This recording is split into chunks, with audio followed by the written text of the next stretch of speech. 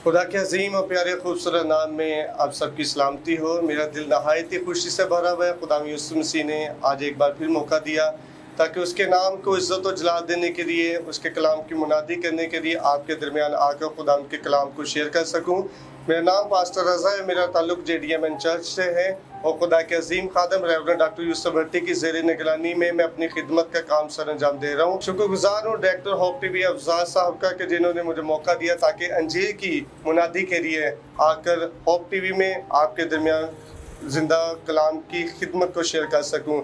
मेरे आज मैसेज का जो टॉपिक है वो कलाम की अहमियत दे दें कि खुदा का जिंदा कलाम हमारी ज़िंदगी में क्या अहमियत रखता है, कि जब खुदा का कलाम हमारे अंदर होगा तो हम ज़िंदगी में किस तरह की बरकत को रिसीव कर सकते हैं।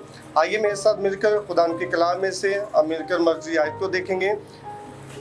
यशवा पहला बाब और उसकी 8 आयत खुदा के पाक कलाम में यूं लिखा में, शरीयत की ये किताब तेरे मुंह से ना हटे बल्कि तुझे दिन और रात इसी का ध्यान हो, ताकि जो कुछ इसमें लिखा है उस सब पर तू एहतियात करके अमल कर सके, क्योंकि तब ही तुझे इकबालमंदी की राह नसीब होगी और तू खूब कामयाब होगा। खुदाम के पाक कलाम पढ़े और सुने जाने पर हम सब पर खुदाम की खास बरकत हो।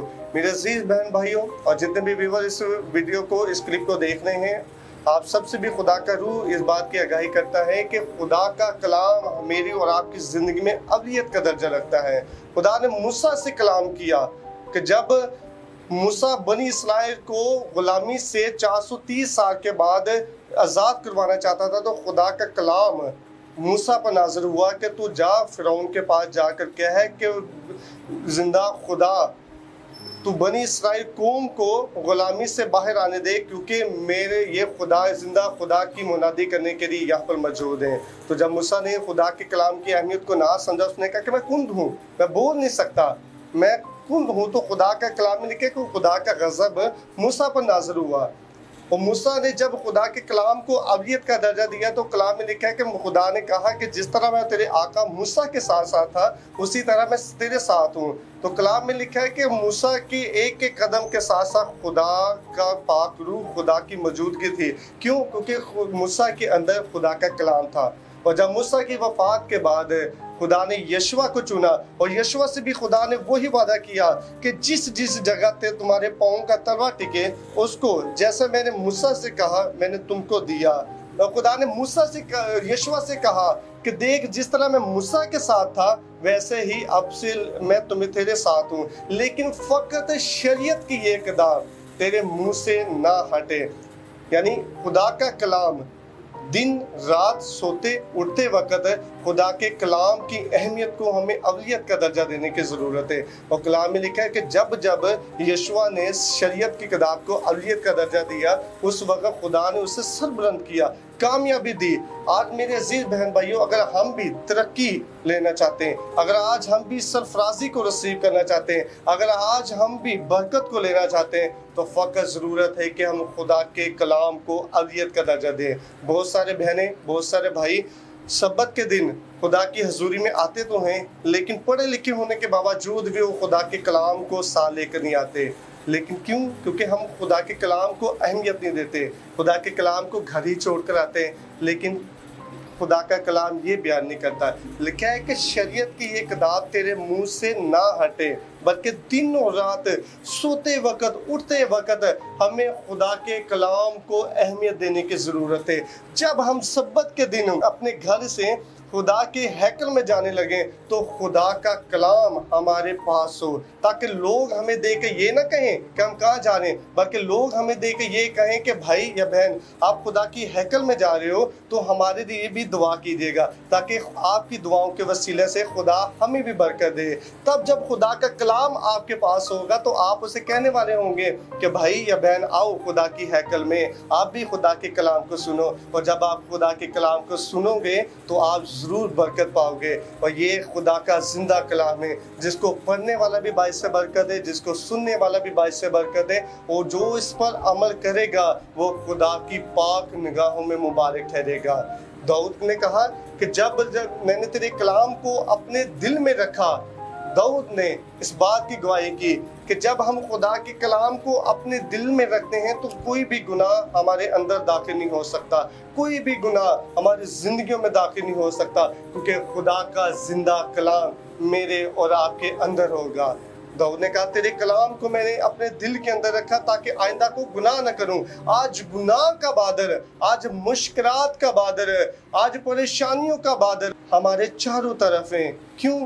क्योंकि खुदा के कलाम को हम अहमियत नहीं देते, खुदा के कलाम को हमने अपने दिल में नहीं रखा हुआ है। लेकिन जब खुदा के कलाम को हम अपने दिल के अंदर रखेंगे तो यकीनन हम बरकत पाएंगे। आज गुनाह का बादल हमारी जिंदगियों के अंदर है, दुआ तो करते हैं, रोजे तो रखते हैं, लेकिन फिर भी हम खुदा की उस ब्लेसिंग को, उस बरकत को रिसीव नहीं कर पाते। क्यों?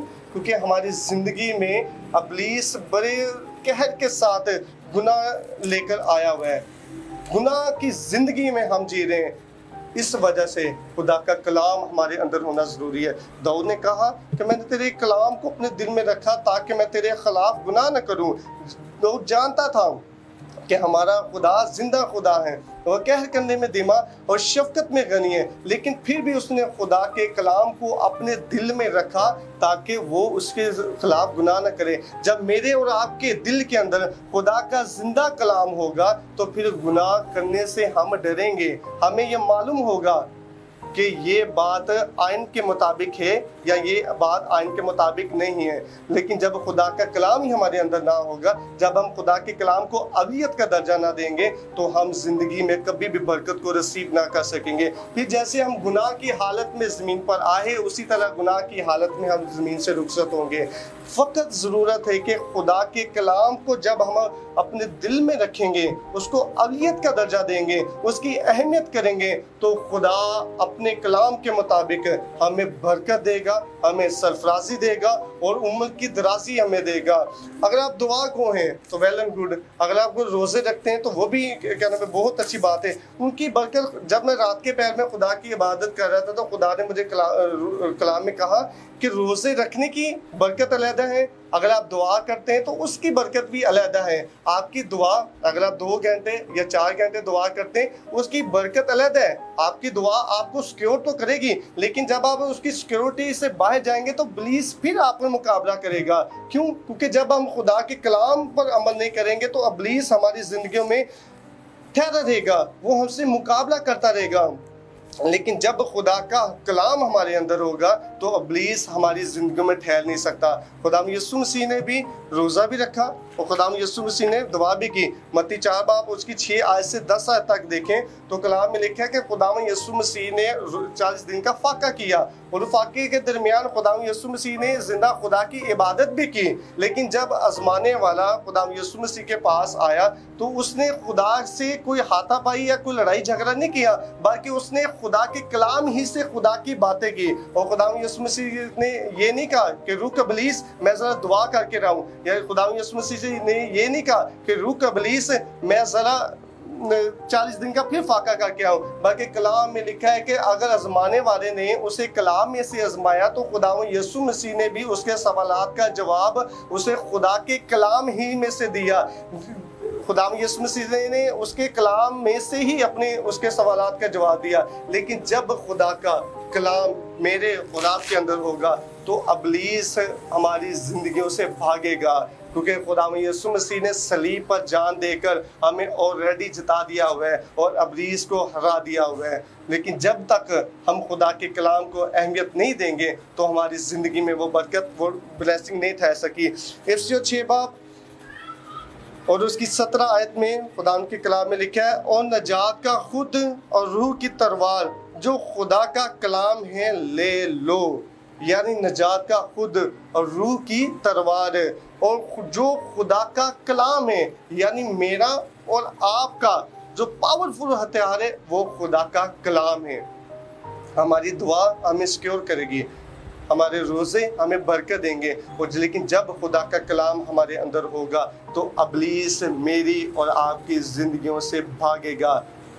हम एक वर्ष बहुत ही अनकम्प्लीट बोलते हैं कि इब्लीस का मुकाबला करो तो वो तुमसे भागेगा, लेकिन ये वर्ष अनकम्प्लीट है। बल्कि इससे पहले लिखा हुआ है, पस खुदा के ताबे हो जाओ और इब्लीस का मुकाबला करो तो वो तुमसे भाग जाएगा।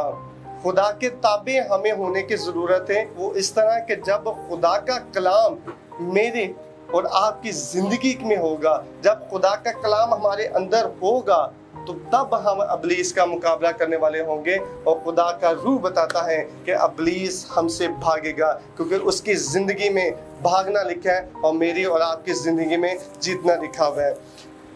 जब हम छोटे थे तो खुदा के खादम हमारे घर आते थे, तो वो हमसे पूछते थे कि आप खुदा का कलाम कितना पढ़ते हो। तो हमारे जो बुजुर्ग थे वो कहते थे कि हम पढ़े लिखे नहीं हैं।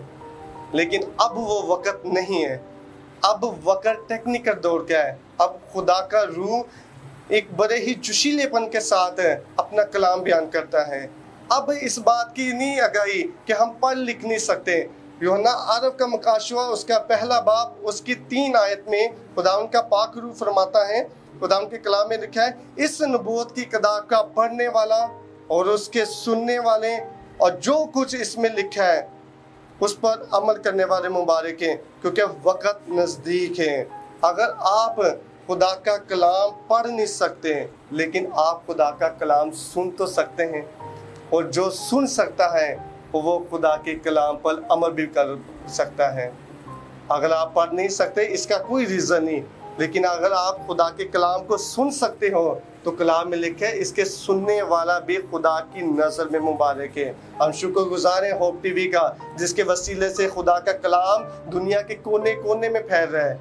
अगर आप खुदा का कलाम सुन नहीं सकते तो आप इस होप टीवी के ज़रिए से खुदा का कलाम सुन सकते हो और सुनकर उस पर अमल कर सकते हो। और जब आप खुदा के कलाम पर अमल करोगे, खुदा के कलाम को अहमियत दोगे, तो कलाम में लिखा है खुदा आपकी ज़िंदगी से बीमारी, परेशानी, मुसीबत, ग़ुलामी, मोहताजी, बेकसी, उन सब को बाहर निकालेगा और अपने कलाम के एवज़ आपको बरकत देगा, आपको ज़िंदगी देगा, आपको सलामती देगा। लेकिन फ़कत हमें खुदा के कलाम पर अमल करने की ज़रूरत है, हमें खुदा के कलाम को अहमियत करने की ज़रूरत है। एक औरत खुदाम यीशु मसीह के पास आती है और खुदाम यीशु मसीह के हुस्न को और जलाल को देख के कहती है कि मुबारक है वो पेट का फल यीशु जिस पेट में तू रहा। खुदाम यीशु मसीह ने कहा कि मुबारक वो नहीं जिसके पेट में मैं रहा, बल्कि मुबारक वो है जो इस खुदा के कलाम को सुनता और उस पर अमल करता है। आज ज़रूरत है कि अगर आप बरकत लेना चाहते हैं तो अपनी ज़िंदगी में अबदियत का दर्जा खुदा के कलाम को दें। खुदा यीशु मसीह आपके साथ हो, बड़ी बरकत दे। खुदा इसी कलाम के वसीले से मुझे आपको बड़ी बरकत दे। आमीन।